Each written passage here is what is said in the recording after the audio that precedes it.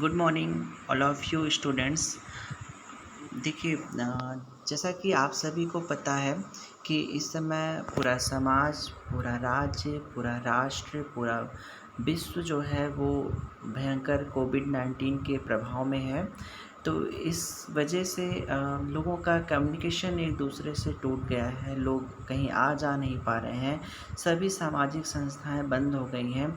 ऐसे में हमारा जो कॉलेज लेवल की बातें हैं वो सारी चीज़ें भी बाधित हैं। यहाँ तक कि एग्ज़ाम्स तक नहीं हो पा रहे हैं। लेकिन फिर भी जो ऊपर से गाइडलाइन आई है वो ये आई है कि सभी बच्चों का जो भी सिलेबस है उसके हिसाब से ऑनलाइन क्लासें करवाई जाएँ। तो इसके लिए हमारे principal sir doctor Satish Chandra Shukla ji के परामर्श और उनके सहयोग के द्वारा हम लोग इन कक्षाओं को ऑनलाइन क्लास के ज़रिए कंटिन्यू करना चाहते हैं। तो वो आप उन सभी चीज़ों पे ध्यान दें, थोड़ा-सा अच्छे से पढ़ाई करें। तो जैसा कि आपको पता है कि मैं शुभेंद्र सिंह विज्ञान विषय के बारे में आपको जानकारी देता हूँ कि आपको किस तरीके से पढ़ाना है, उसमें क्या पढ़ना है। तो देखिए, आपकी क्लास बहुत अच्छी होने वाली है। वैसे तो साइंस आपका प्रैक्टिकली सब्जेक्ट है, प्रैक्टिकल करके बताया जाता है, बट फिर भी मैं पूरी कोशिश करूँगा और मैं पूरे दावे के साथ कहता हूँ कि आपको सभी चीज़ें समझ में आएँगी और बहुत अच्छे से समझ में आएँगी। तो देखिए, सबसे पहले मैं आपको बता दूं कि ये सेमेस्टर सेकेंड ईयर का है, सेकेंड का है, फर्स्ट ईयर का ही है। तो इसमें आपको सामान्य विषय में जो दूसरा सब्जेक्ट है वो आता है। तो आपको ये पता है सामान्य विषय क्या होते हैं, विशिष्ट विषय क्या होते हैं, क्योंकि आप फर्स्ट सेमेस्टर में इन सारी चीज़ों को देख चुके हैं। तो आपका दोस्तों ये विज्ञान ही आपको पढ़ना है। तो विज्ञान में आपको कौन-कौन सी चीज़ों को पढ़ना है ये देखिए। अब देखिए, इसकी विषय वस्तु है।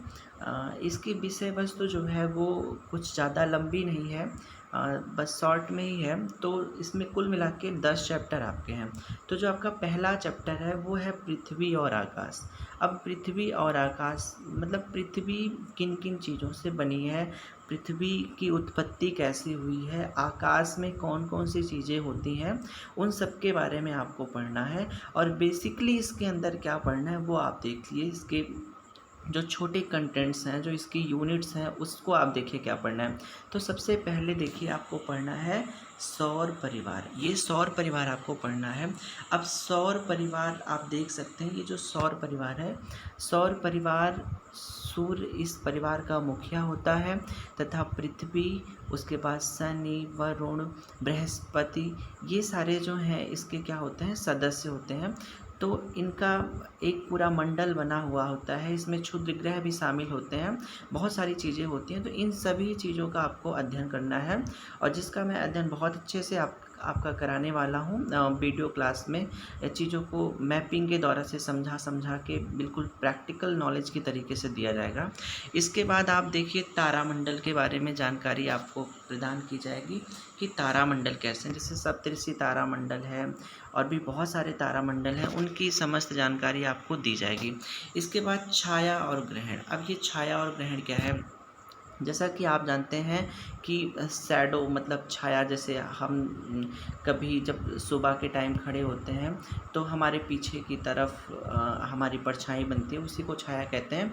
तो ऐसे हमारे प्लैनेट्स के भी कुछ छाया बनते हैं जिनको हम ग्रहण का नाम दे देते हैं। जैसे सूर्य ग्रहण हुआ, चंद्र ग्रहण हुआ, तो वो छाया एवं ग्रहण के अंतर्गत आपको पढ़ना है। ये हो गया आपका। इसके बाद आपको पढ़ना है आकाशीय पिंड। अब आकाशीय पिंड क्या होते हैं, इसमें बहुत सारे पिंड होते हैं, आकाश में जो भी विचरित कर रहे होते हैं, बहुत सारे पिंड हैं, इनके बारे में आपको अध्ययन करना है। फिर इसके बाद फाइनली आपको फिर बैक साइड में जाना है कि पृथ्वी पर जीवन की उत्पत्ति का कारण, मतलब पृथ्वी पे जीवन कैसे आया। तो ये सारी चीज़ें आपको बताई जाएंगी। तो जल से जीवन शुरू होता है, तो वहाँ से चीज़ों को आपको सिखाई जाएंगी बिल्कुल अच्छे तरीके से।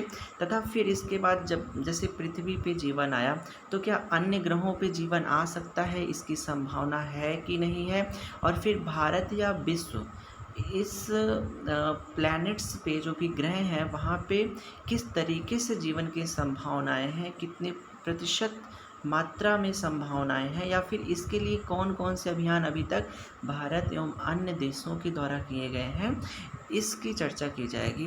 तो ये आपका चैप्टर इतने छोटी छोटी इकाइयों में बटा हुआ है और बेहतर तरीके से ये सारी चीज़ें आपको कक्षा में बताई जाएंगी क्लास में, ऑनलाइन क्लास के ज़रिए।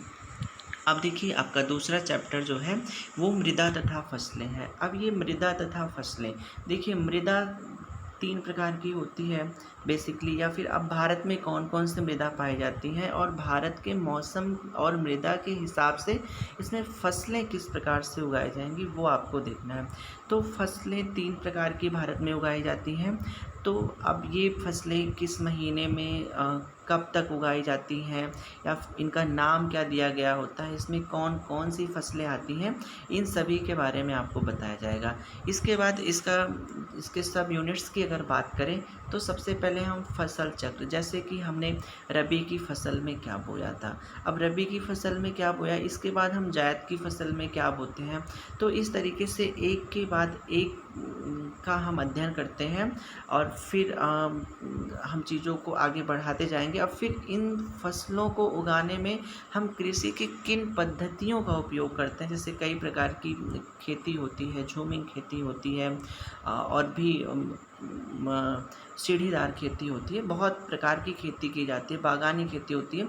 तो इसमें हम किन किन उपकरणों का यूज करके किस तरीके से हम उत्तम फसल का उत्पादन कर सकते हैं और किस प्रकार से कीटनाशकों के प्रयोग से बच सकते हैं जिससे हमारा पर्यावरण प्रदूषित ना हो और मृदा के अपरदन को कैसे रोका जाए, इस प्रकार की कृषि की विधियों का उपयोग करने के बारे में आपको कक्षा में सिखाया जाएगा। तो ये आपका दूसरा चैप्टर था कि आप किस तरीके से इसको पढ़ेंगे और फिर अपने आगे चल के जो भी छात्र छात्राएं होंगी आपके छोटे जो आपसे सीखेंगे चीज़ों को, तो उन्हें आप किस तरीके से मोटिवेट कर सकते हैं, उन सारी चीज़ों के बारे में हम कक्षा में बताएंगे और ये किस तरीके से प्रभावी ढंग से इन चीज़ों को आप बच्चों तक पहुंचा सकते हैं, इसके साथ आपको बताया जाएगा। अब देखिए जो अगला चैप्टर है आपका वो है कार्य एवं ऊर्जा। अब कार्य एवं ऊर्जा में आपको क्या पढ़ना है कि कार्य क्या होता है, ऊर्जा क्या होती है, कार्य का मात्रक क्या है, ऊर्जा का मात्रक क्या है, इन सभी चीज़ों के बारे में आपको पढ़ना है। अब कार्य तथा ऊर्जा का मापन एवं आवश्यकता क्या है, ऊर्जा के विभिन्न रूप, यांत्रिक ऊर्जा, रासायनिक, ध्वनि, प्रकाश, विद्युत एवं आवेशी, ये विभिन्न प्रकार की ऊर्जाएं हैं, इनकी मापन और आवश्यकता क्या क्या है, इस तरीके से सभी चीज़ों पे ध्यान देंगे हम। इसके बाद ऊर्जा का अपव्यय कैसे हो रहा है, इन सभी बातों पे ध्यान देना है। फिर ऊर्जा के विभिन्न स्रोत क्या हैं, इनके बारे में पढ़ना है आपको। फिर ऊर्जा के सीमित व असीमित स्रोत, इनके बारे में भी आपको पढ़ना है कि कौन से ऊर्जा के स्रोत ऐसे हैं जो आपके नष्ट हो सकते हैं, ख़त्म हो सकते हैं, और कौन से ऐसे स्रोत हैं जो नहीं ख़त्म हो सकते हैं। जैसे कि हम बात कर लें सौर ऊर्जा की, तो सौर ऊर्जा एक आपका ऐसा स्रोत है जो कभी समाप्त नहीं होने वाला है। लेकिन हम बात कर लें जो ईंधन के रूप में ऊर्जा हमें प्राप्त होती है, पेट्रोलियम के रूप में प्राप्त होती है, तो ये लिमिटेड चीज़ें हैं, ये स्रोत ख़त्म हो सकते हैं। तो ये चैप्टर में हम अच्छे से पढ़ेंगे। अब इसका विकास एवं उपयोग किस किस प्रकार से हुआ, इन सभी चीज़ों के बारे में हमें पढ़ना होगा इसमें।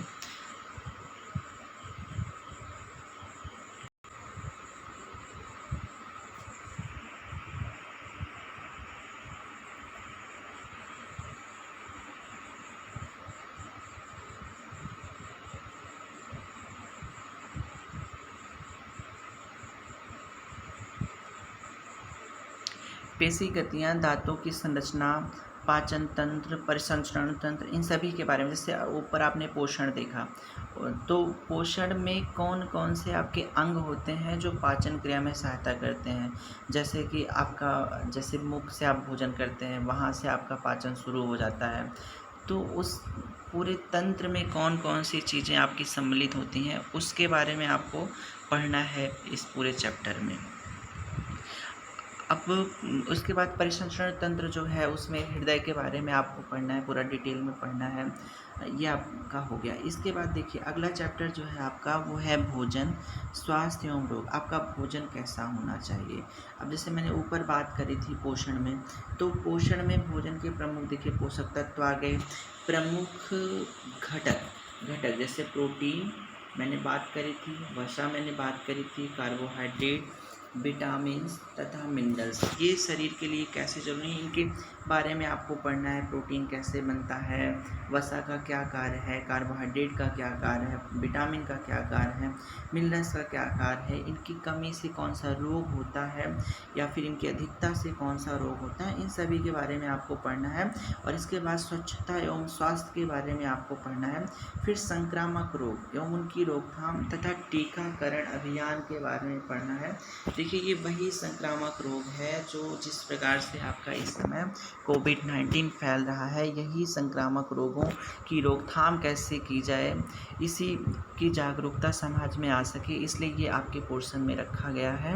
और ये आज से नहीं, बहुत पहले से रखा गया है। बस ज़रूरत है कि इस पे सभी अध्यापक अच्छे से काम करें। और टीकाकरण कैसे अभियान में जो अभियान चलाए जाते हैं, जो भी टीके लगाए जाते हैं, चाहे वो BCG के टीके हों या फिर आपके हेपेटाइटिस के टीके हों या फिर अभी जो टीके बनाए जा रहे हैं चेचक के टीके हों, वही सारे टीकों की बात है।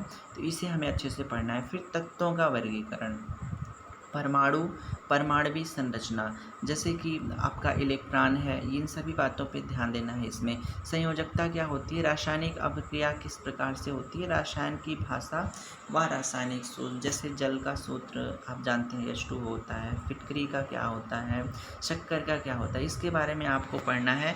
और फिर रासायनिक अभिक्रिया कैसे होती है, जैसे कि अभी ऊपर आपने देखा था एक चैप्टर में कि प्रकाश संश्लेषण अभिक्रिया, उसमें भी रासायनिक अभिक्रिया होती है। तो वो चैप्टर में आपको समझ में आएगा वो सारी चीज़ें क्या होती हैं, ये आपको पढ़ना है। आगे आपका जो चैप्टर है वो है पास पड़ोस में होने वाले परिवर्तन, नियमित व अनियमित तथा भौतिक व रासायनिक परिवर्तन, इन परिवर्तनों में ऊर्जा ऊष्मा का आदान प्रदान, ये आपको पढ़ना है। तो ये बेहद ही आसान सा चैप्टर है, ये आपको पढ़ना है। इसके बाद देखिए, एक और बहुत ही इम्पोर्टेंट चैप्टर आपका है, ये है अम्ल क्षार लवण, पहचान एवं विशिष्ट गुण, जैसे कि कौन सी चीज़ अम्लीय है, कौन सी चीज़ क्षारीय है, कौन सी चीज़ लवणीय है। जैसे जल होता है, लवणीय जल होता है, अलवणीय जल होता है। जो जल पीने योग्य होता है उसे हम अलवणीय जल बोलते हैं, और जो जल पीने योग्य नहीं होता उसे लवणीय बोलते हैं। अब जैसे क्षार क्या होता है, अम्ल क्या होता है, जैसे जो खट्टे पदार्थ होते हैं वो अम्ल होते हैं। तो इस तरीके से इसकी पहचान हम कैसे करेंगे, बच्चे इसको कैसे पहचानेंगे कि अम्ल क्या है, क्षार क्या है, लवण क्या है, इसकी जानकारी हम आपको रिवाइज कराएंगे और फिर आप बच्चों में इसे बताएंगे कि कैसे कैसे चीज़ों को हम बांट लेते हैं। इसके बाद जो बेहद इम्पॉर्टेंट चैप्टर एक आपका और है वो क्या है, पर्यावरण प्रदूषण। देखिए, पर्यावरण प्रदूषण एक बहुत ही अच्छा चैप्टर है, इस पे सबको ध्यान देना चाहिए। अब जैसे कि जल है, जल को हमें प्रदूषित होने से रोकना है, वायु को प्रदूषित होने से रोकना है, ध्वनि को प्रदूषित होने से रोकना है, मृदा प्रदूषण आपको रोकना है। और यदि हो जा रहा है तो इसके कारण क्या है, या अब कारण पता चल गया आपको, तो अब इसके प्रभाव क्या हैं ये भी आपको पता चल गया। तो अब मतलब इनसे हम छुटकारा कैसे पाएँ, इसके बारे में भी आपको पढ़ना है। और अगर हम इस पे ध्यान नहीं देते हैं तो विभिन्न प्रकार की प्राकृतिक आपदाओं का कारण बन करके ये हमारे समाज में जान और माल का नुकसान करते हैं। अब इसके लिए यदि ये आपदाएं हो भी जाएं बाय चांस, तो फिर हमें किस प्रकार के उपायों प्रबंधन करने हैं, इसके बारे में हमें सीखना है इस चैप्टर में। और फिर भूकंप कैसे आता है, तूफान कैसे आता है, बाढ़ कैसे आती है, सूखा या फिर आदि जो भी आपदाएं हैं वो कैसे आती हैं, उनका प्रबंधन आपको कैसे करना है, या फिर उसमें किस तरीके से आपको और पूरे समाज को बचना है, इन सभी चीज़ों के बारे में आपका अध्ययन इसमें किया जाएगा।